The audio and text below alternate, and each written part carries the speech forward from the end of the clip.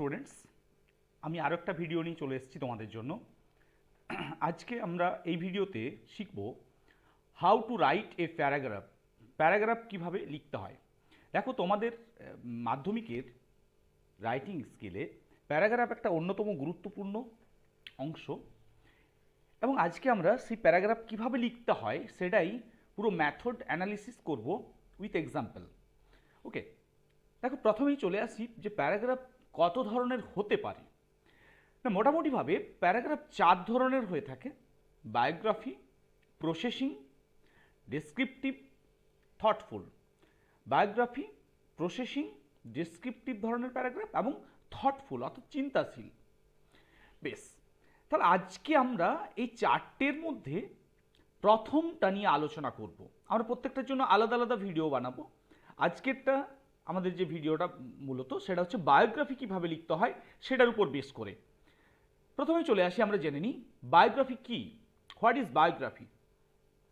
দেখো, তোমরা যদি একজন অন্য কোনো নিজের ছাড়া অন্য কোনো ব্যক্তির জীবনী লিখো, সেটাকে বলা হয় বায়োগ্রাফি। অর্থাৎ বায়োগ্রাফি কথাটার অর্থ হলো জীবনী। তাহলে একজন ব্যক্তি যখন নিজের ছাড়া অন্য কারো জীবন সম্পর্কে লিখছে সেটাই হচ্ছে বায়োগ্রাফি। ওকে, তাহলে ধরো আমি সুভাষচন্দ্র বোস সম্পর্কে লিখছি, তাহলে আমি কি লিখছি? বায়োগ্রাফি লিখছি। আচ্ছা, আমি যদি নিজের সম্পর্কে লিখি তাহলে সেটাকে কি বলবো? না, সেটা হয়ে যাবে তখন অটোবায়োগ্রাফি বা আত্মজীবনী। ওকে, যাই হোক, তাহলে আজকে আমরা বায়োগ্রাফি নিয়ে আলোচনা করব যে কিভাবে বায়োগ্রাফি লিখতে হয় সহজভাবে, কিভাবে খুব সহজে আমরা বুদ্ধি খাটিয়ে বায়োগ্রাফি লিখতে পারবো নির্ভুলভাবে, যাতে করে আমরা পূর্ণাঙ্গ নাম্বার পেয়ে থাকি পরীক্ষায়। চলে আসি আমরা নেক্সট স্লাইডে। দেখো যে কিভাবে লিখতে হয় সেটা আমরা স্টেপ বাই স্টেপ আমরা এখানে আলোচনা করব। দেখো, বায়োগ্রাফি লেখার সময় প্রথমে একটা ইন্ট্রোডাকশন দিতে হয়। আমরা মূলত 3টে পার্টে ভেঙে নিয়েছি পুরো বায়োগ্রাফিটাকে। প্রথমে একটা ইন্ট্রোডাকশন দিতে হয়, অর্থাৎ যার বায়োগ্রাফি লিখছি সেটা লেখার আগে আমাকে একটা সূচনা হিসাবে আমি অবতারণ করব, তার জন্য একটা ইন্ট্রোডাকশন আমি দেব। তারপর কি করব না, বায়োগ্রাফিতে পয়েন্টস দেওয়া থাকে, হিন্টস দেওয়া থাকে, সেই হিন্টসগুলোকে ডেভেলপ করতে হবে। প্রত্যেকটা হিন্টসকে এক একটা পূর্ণ বাক্যে আমরা পরিণত করব। যেমনভাবে আমরা পরবর্তী ক্ষেত্রে বলবো যে প্রসেসিং রাইটিংয়ের ক্ষেত্রেও আমরা কি করব না, প্রত্যেকটা হিন্টসকে এক একটা পূর্ণ বাক্যে ডেভেলপ করব। ঠিক এখানেও তাই, বায়োগ্রাফিতে হিন্টস দেওয়া থাকে, যেহেতু হিন্টস দেওয়া থাকে তাই লেখা খুব সহজ। বায়োগ্রাফি প্যারাগ্রাফ রাইটিংয়ের মধ্যে একটা অতি সহজ রাইটিং। ওকে, যাই হোক, নেক্সট কি করতে হয়, ডেভেলপমেন্ট যখন হয়ে গেল প্রত্যেকটা পয়েন্টস, তখন কনক্লুশন টানতে হয়, অর্থাৎ একটা কনক্লুসিভ লাইন যোগ করতে হবে। তাহলে দেখো, introduction, development of the given points আর কনক্লুশন। দেখো, এখানে একটা বলে রাখি, যেহেতু হিন্টস বা পয়েন্টস দেওয়া থাকে তাই বায়োগ্রাফি আনকমন বলে কিছু হয় না। অনেক সময় সমালোচনা হয়েছিল যখন বিরাট কোহলির বায়োগ্রাফি পড়েছিল মাধ্যমিকে 2018 সালে খুব সম্ভবত। তো তখন খুব সমালোচনা হয়েছিল এই কারণেই যে একজন ক্রিকেটার যে কিনা সদ্য খেলছে, এখনও পর্যন্ত রিটায়ার্ড করেনি, সেই রকম একজন ক্রিকেটার মাধ্যমিক পরীক্ষার্থীরা কি করে জানতে পারে? 10 লাখ মাধ্যমিক পরীক্ষার্থী, তারা প্রত্যেকেই কি জানা সম্ভব? তাহলে এইটা দেওয়াটা উচিত হয়নি, এই ধরনের একটা সমালোচনা উঠেছিল। কিন্তু আমার মনে হয় এই সমালোচনার কোনো জায়গা নেই, কারণ বায়োগ্রাফিতে সাফিসিয়েন্ট পয়েন্ট দেওয়া থাকে, সেই পয়েন্টগুলোকে ডেভেলপ করতে হয়। এখানে তুমি কি জানো ওই ব্যক্তি সম্পর্কে সেটা মূল কথা নয়, তোমাকে যে পয়েন্টগুলো দেওয়া আছে সেই পয়েন্টগুলোকে তুমি শুদ্ধ ইংরেজিতে তৈরি করতে পারছো কি না, এক একটা বাক্য গঠন করতে পারছো কি না, সেটাই আমাদের দেখার বিষয়। সুতরাং গিভেন পয়েন্টস যখন দেওয়া রয়েছে তখন বায়োগ্রাফি রামসাম যদুমধু যাক্কারও হতে পারে, তবে মূলত বিখ্যাত ব্যক্তিত্বদেরই হয়ে থাকে। যাই হোক, আমার বলার মূল বক্তব্য এটাই যে যে কোনো বায়োগ্রাফি আনকমন বলে কিছু হয় না, আননোন বলে কিছু হয় না। বায়োগ্রাফি লেখার টেকনিকটা আমাদের জানা থাকলে খুব সহজেই আমরা সেটা লিখতে পারবো। ওকে, তাহলে প্রথমে একটা ইন্ট্রোডাকশন দিতে হয়। আমি প্রথমেই চলে আসি, ইন্ট্রোডাকশন হিসাবে আমরা কি দেব। ইন্ট্রোডাকশন হিসাবে আমরা দুটো কমন ইন্ট্রোডাকশন এখানে আমরা লিখে রেখেছি। সেই দুটো কমন ইন্ট্রোডাকশন আমরা যে কোনোটা একটা বসাতে পারি। ওকে, দেখো কী কী লিখেছি না, লিখেছি প্রথমটা যে mother India has given birth two many great personalities who have glorified her name through there works. দেখো, যদি ব্যক্তিত্ব যার সম্পর্কে লিখতে বলা হয়েছে সেই পার্সোনালিটি যদি ভারতীয় হয়ে থাকেন, ভারতে জন্মগ্রহণ করে থাকেন, তাহলে আমরা এই যে কমন ইন্ট্রোডাকশনটা সেটা খুব ইজিলি এটাকে প্লেস করে দিতে পারবো। প্রথমে কি বলছি, যে mother India has given birth two many great personalities who have glorified her name through there works. তারপর দেখো dash was one of them, তাহলে ড্যাশটাতে কি হবে না, যে ব্যক্তিত্বের বায়োগ্রাফি লিখছি তার নামটা বসবে। যদি আমি সুভাষচন্দ্র বোসের লিখি তাহলে কি লিখবো, Subhashchandra Bose was one of them. Okay, just a minute. বেশ, এবার কি রয়েছে দেখো না, হি অর সি, যদি ব্যক্তি পুরুষ হয়ে থাকে তাহলে হি লিখবো, যদি মহিলা হয় তাহলে সি লিখবো। ওয়াজ one of the brightest stars in the Galaxy of dash, এই ড্যাশটা কি বসবে না, কোন ক্ষেত্রের জন্য তিনি বিখ্যাত। তিনি যদি সায়েন্টিস্ট হয়ে থাকেন তাহলে in the Galaxy of science, যদি তিনি সাহিত্যিক হয়ে থাকেন তাহলে in the Galaxy of literature, যদি তিনি সমাজ সংস্কারক হয়ে থাকেন তাহলে in the Galaxy of social reformation. এই সমস্ত কিছু আমরা ব্ল্যাঙ্কটাতে বসাবো। ওকে, তাহলে এটা একটা কমন ইন্ট্রোডাকশন, এটা তোমরা মনে রাখতে পারো, এটা লিখে রাখবে, এটা স্ক্রিনশট নিয়ে রাখো। বা যদি মনে হয় যে না এই ব্যক্তিত্ব ভারতীয় নন, তাহলে কিভাবে লিখব, তাহলে এভাবে লিখব যে many people take birth in this universe but only few can leave a significant mark, dash was one of those few. তাহলে ড্যাশটাতে কি বসবে না, যার বায়োগ্রাফি আমরা লিখছি তার নামটা। তারপর হচ্ছে হি অর সি, একই রকমভাবে পুরুষ হলে হি, মহিলা হলে সি বসবে। তাহলে he or C was one of the brightest stars in the field of dash, অর্থাৎ এখানে তার কর্মক্ষেত্র, অর্থাৎ ওই যে বললাম সমাজ সংস্কারক হলে সোশ্যাল রিফরমেশন, যদি সাহিত্যিক হন তাহলে in the field of literature, scientist হলে in the field of science, যদি খেলাধুলোর ব্যক্তিত্ব হন তাহলে লিখবো in the field of sports. Okay, তাহলে এই কমন ইন্ট্রোডাকশনটা আমরা যদি মনে রাখি তাহলেই কিন্তু আমরা প্রথমের যে কোনো ক্ষেত্রেই আমরা এটাকে ব্যবহার করতে পারবো। নেক্সট চলে আসি আমরা যে কীভাবে পয়েন্টগুলোকে ডেভেলপ করব। দেখো, পয়েন্ট ডেভেলপের ক্ষেত্রে মনে রাখবে যে ব্যক্তিত্বের কথা বলা হয়েছে তার সম্পর্কে হিন্টসগুলো দেওয়া থাকবে। আমি বারবার বলছি হিন্টসগুলো দেওয়া থাকবে, হিন্টসগুলোকে ডেভেলপ করতে হবে এক একটা পূর্ণ বাক্যে।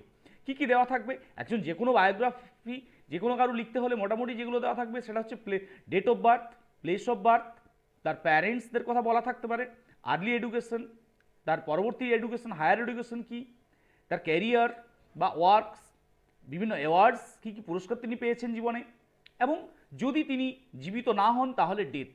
আর অনেক ক্ষেত্রে জীবিত ব্যক্তিত্বদের দিয়ে থাকে, তাহলে সেক্ষেত্রে ডেথ পয়েন্টটা বাদ যাবে। ওকে, তাহলে এই পয়েন্টগুলোকে এক একটা পূর্ণ বাক্যে আমরা পরিণত করব।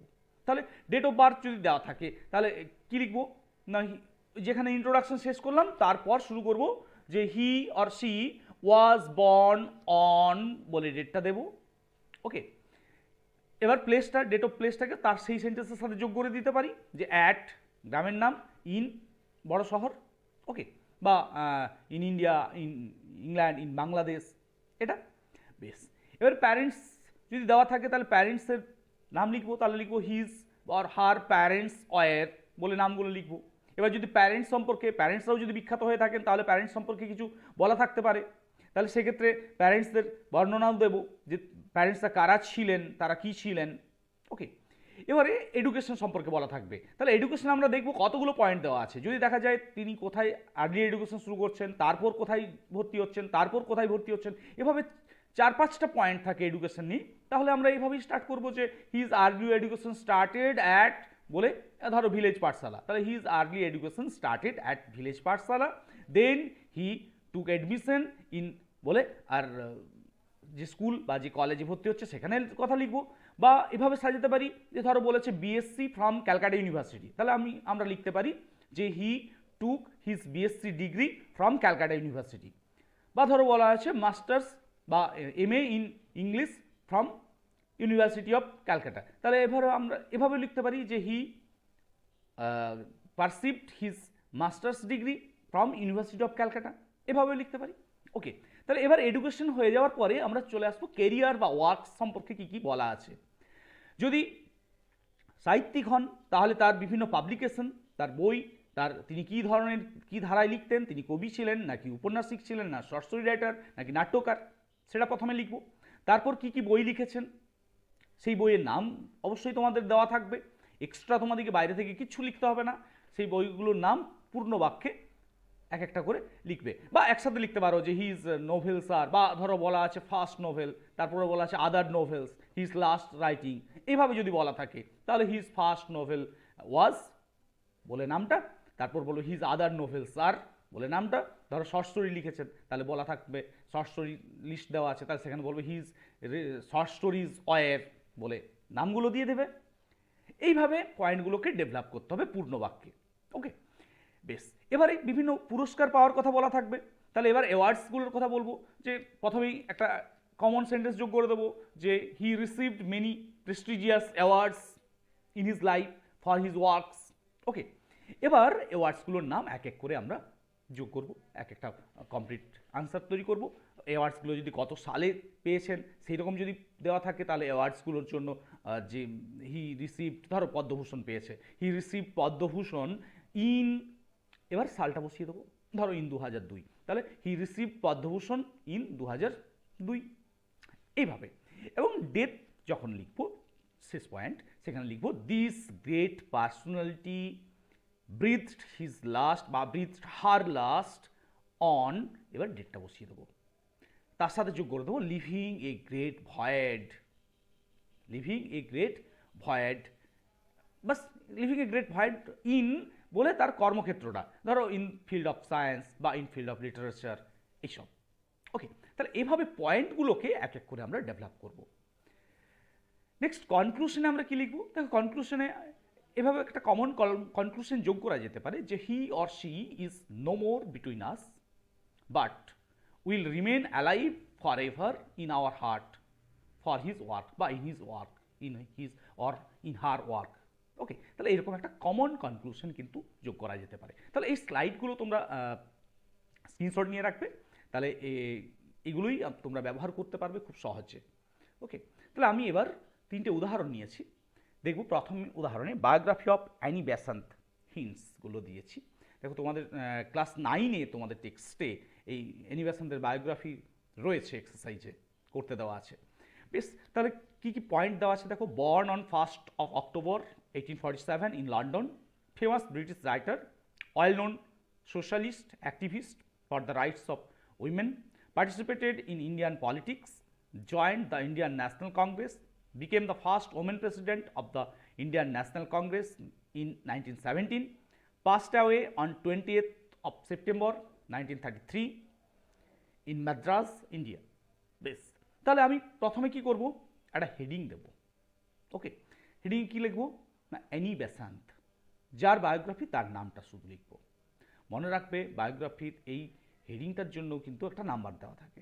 ওকে, মাধ্যমিকে। বেশ, এবার কি করব না, এবার কমন ইন্ট্রোডাকশন যেটা আমাদের সেরকম বসিয়ে দেবো। দেখো আমরা কি দিয়েছি এখানে, অ্যানি বেসান্ত কিন্তু ভারতীয় নন, ভারতে জন্মগ্রহণ করেননি, সেই জন্য দেখো আমরা কি দিয়েছি, বলছি many people take birth in this universe but only few can leave a significant mark, অর্থাৎ অনেক মানুষ জন্ম নিয়ে এই বিশ্বে, খুব কম মানুষই পারেন দাগ রেখে যেতে, একটা গুরুত্বপূর্ণ দাগ রেখে যেতে। Annie Besant was one of those few, Annie Besant ছিলেন তাদের মধ্যে একজন, অর্থাৎ যে গুটি কয় দাগ রেখে যান তাদের মধ্যে একজন। She was one of the brightest stars in the field of English literature and Indian freedom movement. কোথা থেকে পেলাম এটা না, দেখো এখানে পয়েন্টে বলা ছিল যে তিনি একজন সোশ্যালিস্ট ছিলেন, একজন অ্যাক্টিভিস্ট ছিলেন for the rights of women, এবং তিনি ভারতীয় পলিটিক্সে জয়েন করেছিলেন, তিনি ন্যাশনাল কংগ্রেসে জয়েন করেছিলেন, যোগ দিয়েছিলেন। তাহলে এখান থেকে আমরা বুঝতে পারছি তিনি কি ছিলেন, একজন ফ্রিডম ফাইটার ছিলেন বা ইন্ডিয়ান ফ্রিডম মুভমেন্টে তিনি যোগ দিয়েছিলেন, যেহেতু তিনি ইন্ডিয়ান ন্যাশনাল কংগ্রেসে যোগ দিয়েছিলেন, এবং তিনি একজন ফেমাস ব্রিটিশ রাইটার ছিলেন, সেটা দেখো দ্বিতীয় পয়েন্টে বলা আছে।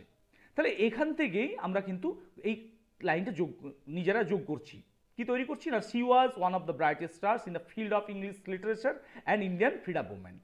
ওকে, অর্থাৎ তার কর্মক্ষেত্রটা হিসেবে আমরা ধরে নিচ্ছি ইংলিশ লিটারেচার এবং ইন্ডিয়ান ফ্রিডম মুভমেন্ট, এই দুটোই ছিল তার কর্মক্ষেত্র। ওকে, তাহলে ড্যাশটাতে যেটা কমন ইন্ট্রোডাকশনের ড্যাশ অংশ ছিল সেটাতে আমরা এটা বসালাম। বেশ, এবারে দেখো তার প্রথম পয়েন্টে চলে আসছি যে born on 1st of October 1847 in London. তাহলে কি লিখবো না লিখেছি Annie was born on 1st of October 1847 in London. এবার দ্বিতীয় পয়েন্টেই আছে ফেমাস ব্রিটিশ রাইটার, তাহলে কি লিখেছি না C was a famous British writer.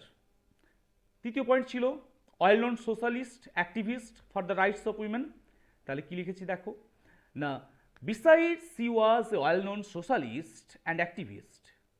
Besides মানে তাছাড়াও বা পাশাপাশি, অর্থাৎ তাছাড়াও তিনি ছিলেন একজন সমাজ সংস্কারক এবং একজন প্রতিক্রিয়াশীল ব্যক্তিত্ব।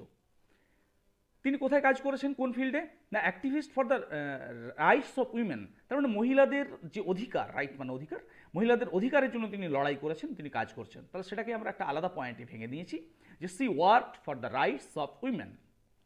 নেক্সট পয়েন্ট রয়েছে পার্টিসিপেটেড ইন ইন্ডিয়ান পলিটিক্স।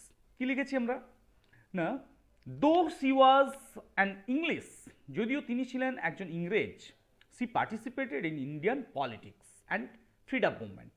এটা কিন্তু আমরা দেখো ইংলিশ ছিলেন, ইংলিশ থাকা সত্ত্বেও তিনি যোগদান করেছিলেন, এখানে আমরা পয়েন্টটাকে নিজের মতো করে একটু সুন্দর করে নিয়েছি। নেক্সট কি আছে দেখো তিনি জয়েন করেছিলেন, joined the Indian National Congress, সেই পয়েন্টটাকে এখানে ডেভেলপ করেছি যে she joined Indian National Congress. Next রয়েছে became the first women president of the Indian National Congress in 1917, তাহলে সেই পয়েন্টটাকে একদম হুবহু করেছি যে she became the first woman president of the Indian National Congress in 1947. তারপর কি আছে দেখো না এবার আছে যে passed away on 20th of September 1933 in Madras, India, তাহলে এই পয়েন্টকে কি করেছি না this famous personality breathed her last on 20th September 1933 in Madras, India। যেমনটা আমি বললাম ঠিক সেইভাবে যে breathed her last এইভাবে আমরা মৃত্যুটাকে বলছি। এবং শেষে একটা কনক্লুসিভ লাইন যোগ করেছি যে though she is no more she will remain in our heart forever for her works. দেখো সুন্দর সুচতুরভাবে আমরা কি করছি, প্রত্যেকটা পয়েন্টকে ডেভেলপ করছি শুদ্ধ ইংরেজিতে, এবং এভাবেই কিন্তু বায়োগ্রাফি লিখতে হয়। নেক্সট দেখো আরও একটা উদাহরণ আমরা নিয়েছি, আমরা এখানে বায়োগ্রাফি অফ মৌলানা আবুল কালাম আজাদ, এটা ক্লাস 10-এ তোমাদের রয়েছে, যারা ক্লাস 10-এর স্টুডেন্ট রয়েছো তারা তোমরা এক্সারসাইজে এই রাইটিংটা পাবে, এটা হিন্টসগুলো দেওয়া আছে তোমাদের এক্সারসাইজে, সেটাকে আমি এখানে ডেভেলপ করেছি। তাহলে হিন্টসগুলো পড়ে নিই একবার। Born on 11th November 1888, composed poetry in Urdu, worked as a nationalist, protested against British Raj, enthusiastic supporter of Gandhiji's ideas, wrote many books like কি কি বই লিখেছেন না India wins freedom, Ghubar e Khatir etcetera. First education minister of independent India, আর birthday celebrated as national education day, died on 22nd February 1958। এবার দেখো আমরা কিভাবে পয়েন্টগুলোকে ডেভেলপ করেছি না প্রথমে একটা কমন ইন্ট্রোডাকশন, কি লিখেছি না many great personalities have left and everlasting impression in the mind of the people. দেখো আমি একটা অন্য ধরনের ইন্ট্রোডাকশন দেওয়ার চেষ্টা করেছি, এটা তোমরা নোট করে রাখবে, এবং হ্যাঁ স্লাইডগুলো তো অবশ্যই তোমরা স্ক্রিনশট নিয়ে রাখবে। বেশ, Maulana Abul Kalam Azad was one of them, he was one of the brightest stars in the field of journalism, Urdu literature and in the field of Indian freedom struggle. দেখো তার কর্মক্ষেত্র হিসেবে তিনটে জিনিস আমরা দিয়েছি, journalism, Urdu literature and the field of Indian freedom struggle. কোথা থেকে পেলাম এটা আমরা না এখানে তার পয়েন্টে অলরেডি বলা ছিল, দেখো প্রোটেস্টেড এগেইনস্ট ব্রিটিশ রাজ, তার মানে তিনি ইন্ডিয়ান ফ্রিডম মুভমেন্টে অংশগ্রহণ করছেন, যেহেতু গান্ধীজির আইডিয়াসের তিনি সাপোর্টার ছিলেন, তাহলে এখান থেকে আমরা এই পয়েন্টটা পাচ্ছি। তিনি কম্পোজ পোয়েট্রি ইন উর্দু, এখান থেকে আমরা যেটা পাচ্ছি যে তিনি একজন উর্দু রাইটার ছিলেন। ওকে, তাহলে এভাবে এই ভেতরের পয়েন্টগুলো দেখে নিয়ে এখানে ওই কর্মক্ষেত্রটাকে ঠিক করে নিতে হবে। ওকে, বেশ। নেক্সট দেখো আমরা কি করেছি না তার জন্মগ্রহণটা না বর্ন অন 11th November 1888। ঠিক দেখো একদম একই স্ট্রাকচার বজায় রেখে আগেরটা যেমনভাবে করেছি ঠিক একই স্ট্রাকচার বজায় রেখে লিখেছি Maulana Abul Kalam Azad was born on 11th November in 1888। Okay, তারপর দেখো নেক্সট পয়েন্ট আছে কম্পোজ পোয়েট্রি ইন উর্দু, তাহলে কি লিখবো এখানে না he compose many poetry in Urdu. দেখো ঠিক সেটাই লিখেছি, he was a famous Urdu poet, he wrote poetry in Urdu।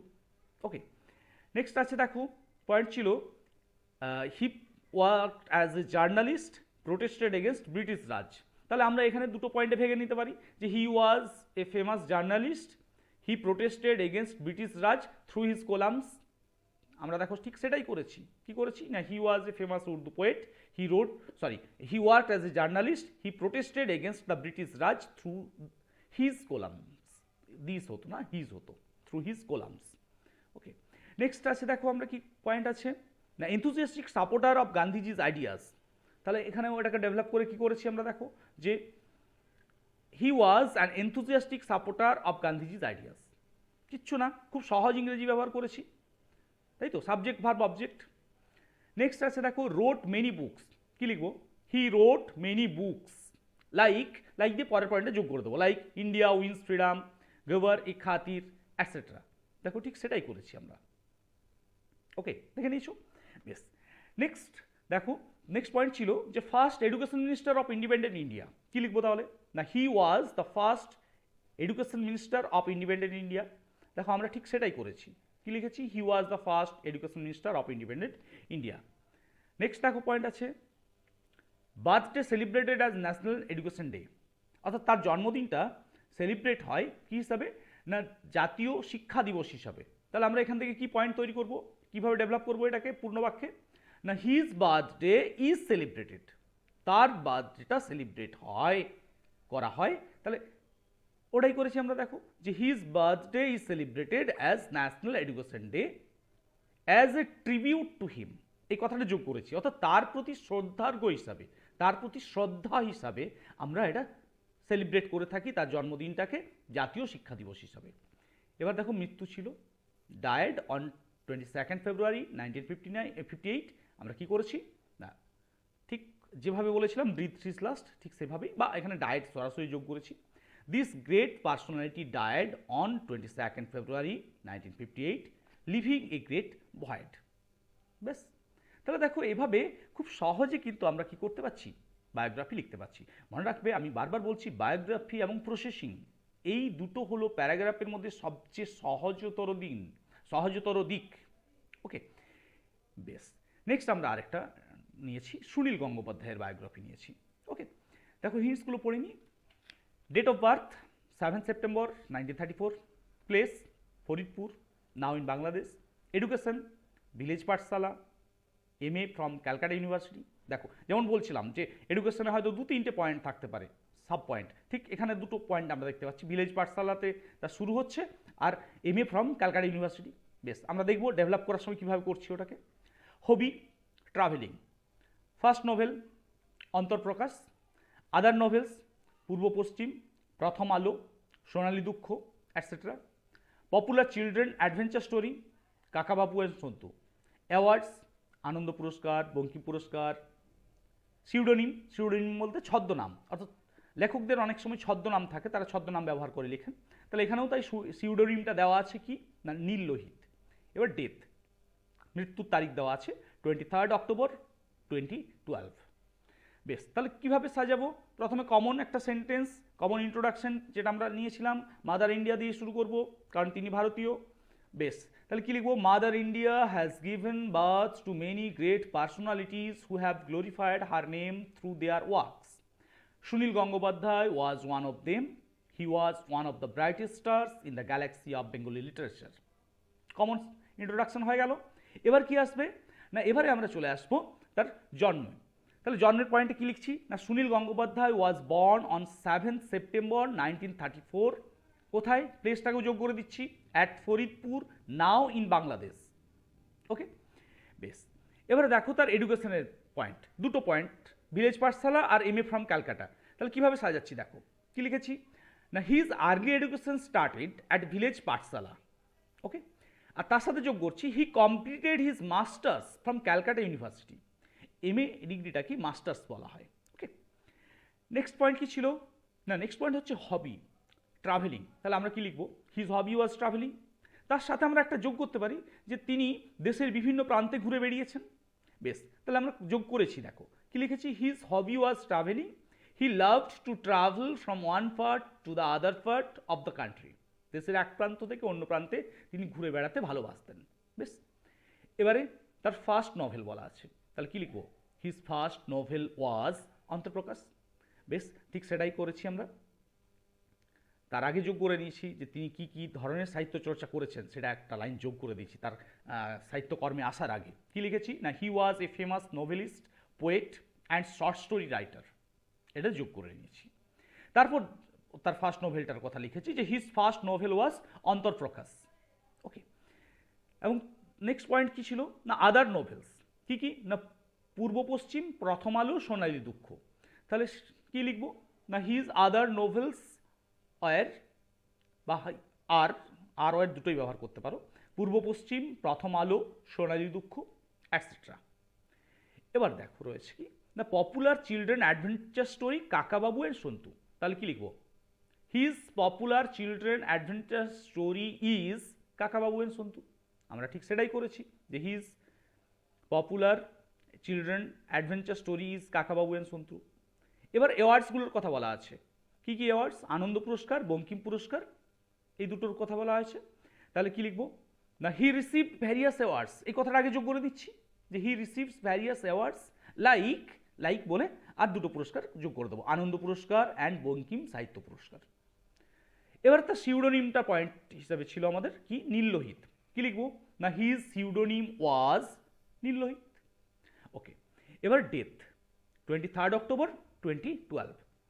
তাহলে কি লিখবো না, this great personality breathed his last on 23 October in 2012, living a great void in the field of Bengali literature.